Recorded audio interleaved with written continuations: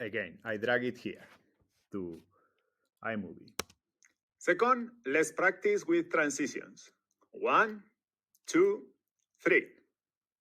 I'm gonna come here, split clip, and delete.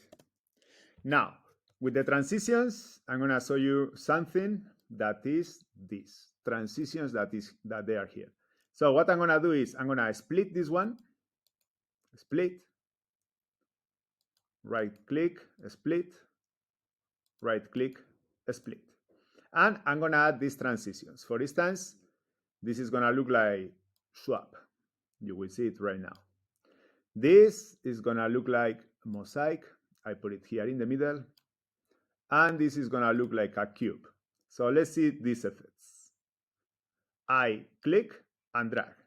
So this is gonna look like this. Second, let's practice with transitions. 1, 2, 3.